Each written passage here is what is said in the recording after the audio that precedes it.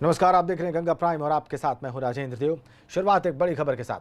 अनामिका शुक्ला नाम से फर्जीवाड़ा मामले में एक और फर्जी अनामिका शुक्ला को गिरफ्तार कर लिया गया। अंबेडकर नगर पुलिस ने मैनपुरी से अनीता शाक्य नाम की महिला को गिरफ्तार किया, जो अंबेडकर नगर जिले के कस्तूरबा गांधी आवासीय विद्यालय में अनामिका शुक्ला बनकर पढ़ा रही थी। उसने जो खुलासे किए हैं वो चौंकाने वाले हैं। उसने बताया है कि उसे इस पूरे फर्जीवाड़े के मास्टरमाइंड पुष्पेंद्र ने फर्जी नाम से नौकरी दिलवाई थी और उसके नाम का कोई खाता भी नहीं था। सैलरी किसके खाते में आती थी उसे यह भी नहीं पता था। उसे तो बस महीने के 10,000 रुपए नगद दिए जाते थे। बड़ी खबर, बड़ा अपडेट, एक और कोई छुप जाएगा। क्या नाम है आपका? फर्जी अनामिका गिरफ्तार।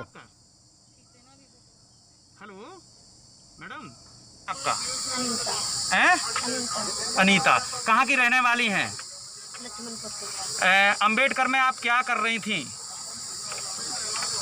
पढ़ाते थे। किस नाम से?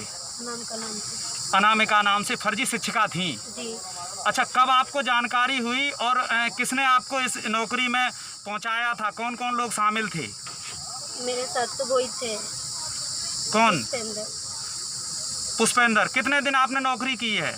मुझे हो गया 1 साल। 1 साल। वेतन भी लगातार निकालते रहे? वेतन मेरे खाते में नहीं आता, मेरा कुछ नहीं लगा। नहीं, वेतन आपको नहीं आता, फिर वेतन किसके पास जाता है? उसी के नाम से जाता था। फिर तुम्हें क्या इंटरेस्ट था, तुम्हें क्या लाभ था? मेरे हस्बैंड खत्म हो गए, मैं घर से मैं गरीब हूँ। अपने बच्चे पढ़ने के लिए, पेट के लिए मैं अलग से, ससुराल वाले ने अलग कर दिया, इसलिए मैं पेट के लिए अलग ये काम किया। मैं नहीं कर। कोई अम्बेडकर नगर से संबंधित मामला है तो उसमें वहाँ की संबंधित पुलिस आई हुई है, वो अपनी कार्रवाई कर रही है। कहाँ से इनको अरेस्ट किया, क्या नाम है? अधिक जानकारी आप जो है मुकदमे के विवेचन। और चर्चित अनामिका शुक्ला प्रकरण में एक और बड़ा खुलासा हुआ है।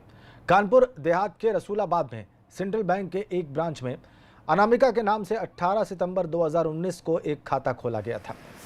इस फर्जीवाड़े की जांच के लिए अलीगढ़ पुलिस की एक टीम कानपुर पहुंची और बैंक के मैनेजर से जानकारी ली।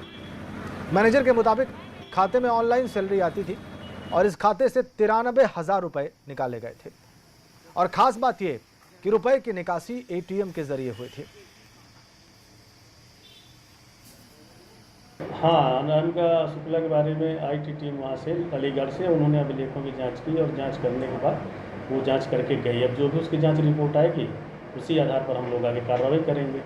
लेकिन अभी तक कस्तूरबा गांधी बालिका विद्यालय में अनामिका शुक्ला नाम की मैंने पता किया था किसी भी प्रकार की कोई शिक्षक या शिक्षिका नहीं है। हमारे एक खाता खुला है कल, जो है ना अलीगढ़ से ना पुलिस वाले आए थे, उन्होंने बताया हमें। तो खाता खोल के देखा तो देखा इंक्वायरी की तो खाता हमारे यहाँ सितंबर में खुला वो 18/9/2019 को। उसमें ऑनलाइन ही उनकी सैलरी जमा हुई है और 7,000 के आसपास, 7-8 हज़ार ऐसे करके। और वो पैसा जो निकला है वो एटीएम के द्वारा निकला है। लगभग 93,000 के आसपास। उतना ही आया था, उतना ही निकला, 93,000। दस्तावेज लगे थे? दस्तावेज उनका आधार कार्ड लगा हुआ है बस, और फोटो है, मोबाइल नंबर। और यूपी में कस्तूरबा गांधी आवासीय विद्यालयों में अनामिका शुक्ला के नाम पर फर्जी टीचर नियुक्ति मामले में असली अनामिका शुक्ला की शिकायत के बाद गोंडा कोतवाली में अज्ञात के विरुद्ध मुकदमा दर्ज कर लिया गया और पुलिस जांच में जुट गई। जिस तरीके से इस पूरे बड़े मामले को लेकर पहले से ही अन्य जिलों में जांच और कार्रवाई हो रही है, तो गोंडा पुलिस भी अभियोग पंजीकृत कर शिक्षा माफिया के पीछे पड़ गई। पुलिस का कहना है कि सबूतों को इकट्ठा कर आरोपियों के खिलाफ कार्रवाई की जाएगी। गोंडा में बीते दिनों असली अनामिका शुक्ला का बीएसए से मिलकर अपना मूल दस्तावेज सौंपने के बाद गोंडा जिले में भी अनामिका शुक्ला को लेकर शिक्षा विभाग से लेकर पुलिस विभाग तक हड़कंप मचा हुआ है। बीएसए से अनामिका की मुलाकात की खबर आपके अपने चैनल एबीपी गंगा ने सबसे पहले आपको दिखाई थी। हम आपको यह भी याद दिला दें कि अनामिका शुक्ला ने 2 दिन पहले ही ऑनलाइन शिकायत दर्ज की थी, लेकिन उनकी ऑनलाइन तहरीर के आधार पर अभियोग पंजीकृत नहीं हुआ। लेकिन कोतवाली नगर में तहरीर देने के बाद अभियोग पंजीकृत हुआ है। पुलिस जांच करके कार्रवाई में जुटी हुई है। गोंडा में भुलई की रहने वाली श्रीमती अनामिका शुक्ला नाम की एक युवती ने एक कोतवाली नगर में एक तहरीर दी है जिसमें उन्होंने आरोप लगाया है कि उनके शैक्षणिक प्रपत्रों का लोगों ने दुरुपयोग करके नौकरी हासिल की है और उसका दुरुपयोग किया है उनके शैक्षणिक प्रपत्रों का। उनकी तहरीर पर कोतवाली नगर में आईपीसी की सुसंगत धाराओं में 419, 420, 467, 468, 471, 474 इन धाराओं में अभियोग पंजीकृत किया गया है। विवेचना से साक्ष्य संकलन किया जाएगा और जो भी तथ्य आएंगे उनके आधार पर कार्रवाई की जाएगी। तो गोंडा की रहने वाली जिस अनामिका शुक्ला के नाम पर कई जिलों के स्कूलों में फर्जी शिक्षिकाओं को नियुक्ति दिलवाने का गोरख धंधा चल रहा था, उसमें बड़ा खुलासा ये हुआ कि खुद असली अनामिका शुक्ला बेरोजगार है, लेकिन अब उसे रोजगार मिल गया है। गोंडा के एक निजी स्कूल ने अनामिका को नौकरी दी है। स्कूल प्रबंधक ने अनामिका को नियुक्ति पत्र सौंपा, लेकिन इस समय नियुक्ति मिलने को लेकर भी कई बड़े सवाल उठ खड़े हुए हैं।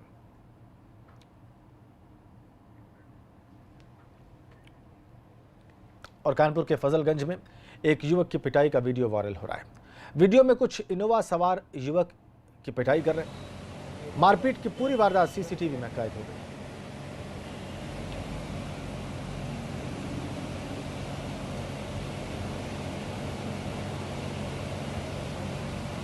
कानपुर की तस्वीरें, सरेराह युवक के साथ मारपीट की गई। देखिए कैसे ये सब कुछ सीसीटीवी में रिकॉर्ड हुआ है, जिसको आप देख पा रहे हैं। ये वीडियो वायरल भी हो रहा है, जिसे आप अभी देख रहे हैं।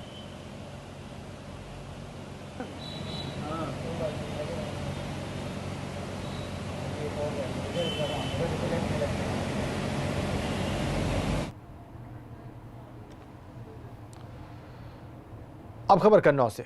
यहां पर जिला अस्पताल का निरीक्षण करने पहुंचे प्रदेश सरकार के राज्य मंत्री अतुल गर्ग ने एक दिन में दूसरी बार नियमों को ताक पर रख दिया।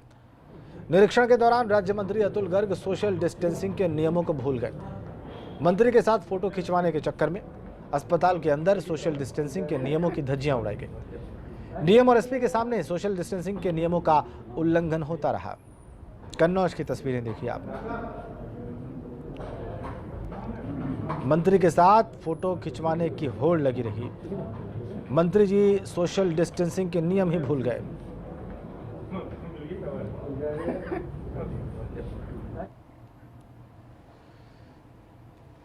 इससे पहले अतुल गर्ग बरेली में थे, जहां पर उन्होंने बरेली जिला अस्पताल में मरीजों को रुपए बांटे। उन्होंने किसी को 500 तो किसी को 200 रुपए दिए। जच्चा बच्चा वार्ड में भी उन्होंने महिलाओं को रुपए बांट, और ये वीडियो इसका वायरल हो रहा है। मंत्री के जिला अस्पताल में निरीक्षण के दौरान सोशल डिस्टेंसिंग की धज्जियां उड़ी। डॉक्टर और भाजपा कार्यकर्ताओं में मंत्री के साथ चलने की होड़ लगी थी। मंत्री जी ने बताया कि कोरोना महामारी के बीच आम मरीजों का कैसा इलाज चल रहा है। इसका जायजा लेने प्रदेश के मुख्यमंत्री योगी आदित्यनाथ ने उनको यहां पर भेजा है। देखिए, यहाँ पर आने का जो उद्देश्य है वो माननीय मुख्यमंत्री जी के द्वारा ये निर्देशित है कि कोविड के इलाज के दौरान कहीं ऐसा तो नहीं है जो सामान्य जो इलाज हैं, जो आवश्यक जो इलाज हैं वो बाधित तो नहीं हो रहे। मैं यहाँ आया हूँ, 40 से ज़्यादा यहाँ माँओं से मेरी मुलाकात हुई। उन सब ने एक स्वर से ये कहा है कि उन्हें दोनों समय का भोजन मिलता है, चादरें बदली जाती हैं। हर एक माँ ने यहाँ के प्रशासन की, यहाँ के इलाज की तारीफ की है। और उत्तर प्रदेश सरकार गर्भवती महिलाओं के सुरक्षित प्रसव के लिए बड़े बड़े दावे तो करती है, स्वास्थ्य सुविधाओं पर करोड़ों रुपए खर्च भी करती है, पर जिला स्तर पर इन अस्पतालों में महिला प्रसव की वास्तविक तस्वीर डराने वाली है। कासगंज जिले में सरकारी महिला अस्पताल में प्रसव के लिए लाई गई एक 22 साल की महिला की प्रसव के दौरान अधिक खून बह जाने से मौत हो गई, जबकि नवजात शिशु पूरी तरह से स्वस्थ है।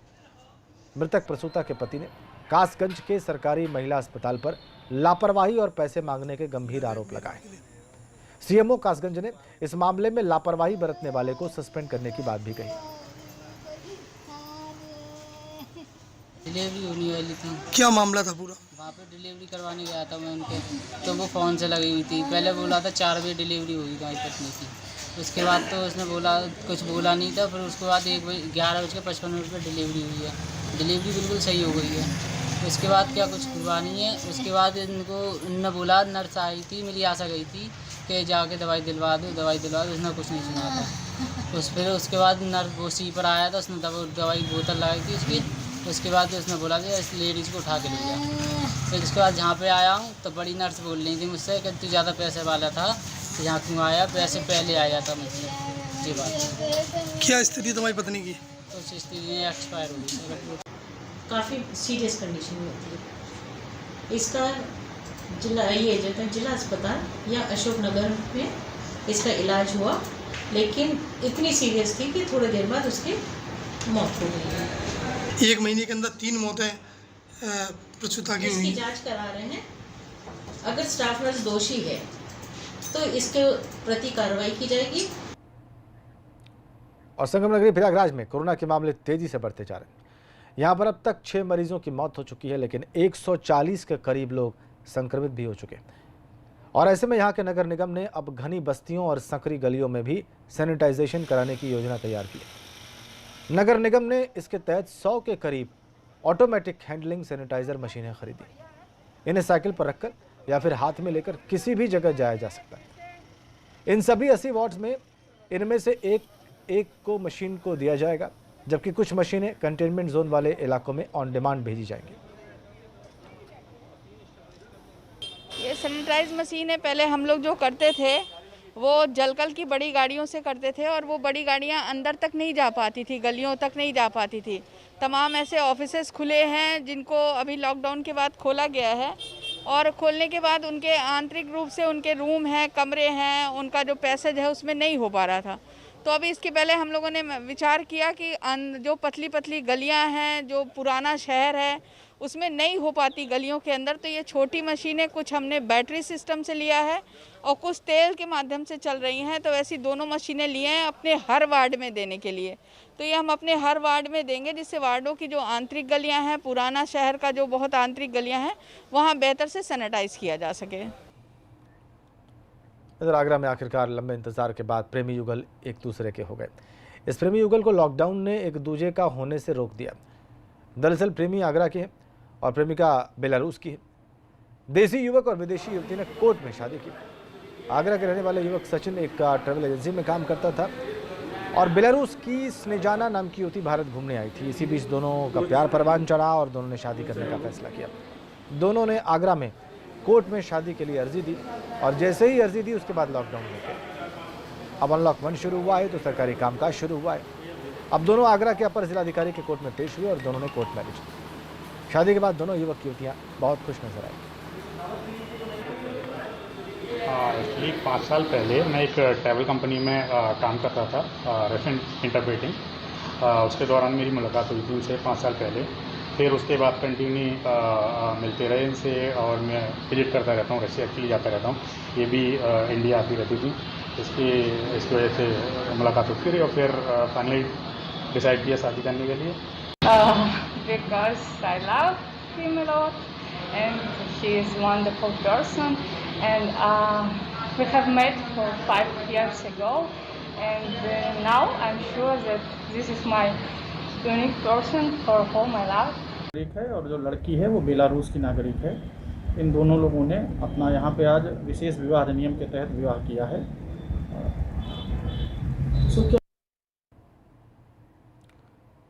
और अब खबर बस्ती से।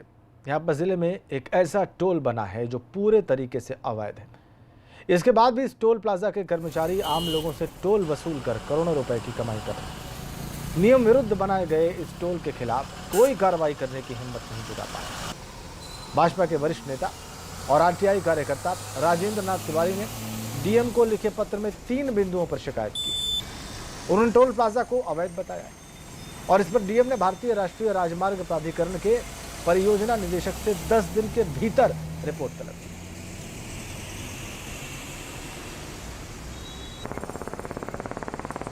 चौरासी 85 रीजनल ऑफिसों ने मुझे लिख करके दिया है कि टोल प्लाजा स्थापित करने का नियम एक ही दिशा में 60 किलोमीटर के अंदर 2 टोल प्लाजा नहीं हो सकते और नगरीय सीमा में कोई भी टोल प्लाजा 5 किलोमीटर के अंदर में नहीं हो सकता। संयोग से ये दोनों अयोग्यताएं बस्ती की टोल प्लाजा के पास हैं और मैंने इस आधार पर आज जिलाधिकारी बस्ती को ज्ञापन दिया है और उनसे आग्रह किया है इस पर कार्रवाई करिए। इस संबंध में पहले भी इस तरह की शिकायतें हुई थी कि अवैध टोल प्लाजा है। इसमें जो कार्मिक है उनको बुलाया गया था। ये तथ्य निकल के सामने आया था कि जो टोल प्लाजा है वो एक निश्चित दूरी होती है, एक 60 किलोमीटर का ये पैच बनाते हैं, 50 किलोमीटर का पैच बनाते हैं, जिसमें ये अपने टोल प्लाजास को बनाते हैं। इसमें जो हमें अवगत कराया गया था कि 50 किलोमीटर का जो पैच है और जो दूसरा 50 किलोमीटर का पैच है उसमें टोल प्लाजा दूसरा बनाया गया है और कोई अवैधानिकता नहीं की गई है। लेकिन फिर भी अब ये दोबारा शिकायत सामने आई है तो इसका भी संज्ञान लेकर फिर से कार्रवाई की जाएगी। इधर बरेली के फरीदपुर थाना इलाके के मझौआ हेतराम में बच्चों के झगड़े को लेकर दो पक्षों में जमकर फायरिंग हुई और पथराव। फायरिंग और पथराव में दोनों ओर के कई लोग घायल हुए हैं। पुलिस के मुताबिक बच्चों के विवाद में गांव में बवाल हुआ और इसमें 6 लोग गिरफ्तार किए गए। गांव में पुलिस बल तैनात कर दिया गया। बरेली की तस्वीर।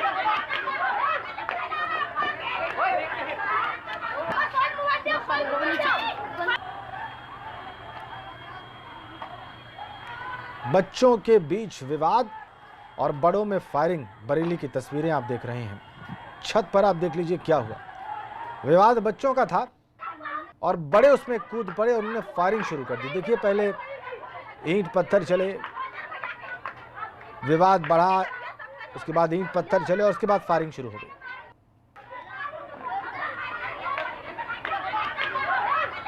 सिस्टर की शादी थी और उन्होंने चढ़ाई कर दी थी। कांटा तलवार भी थे।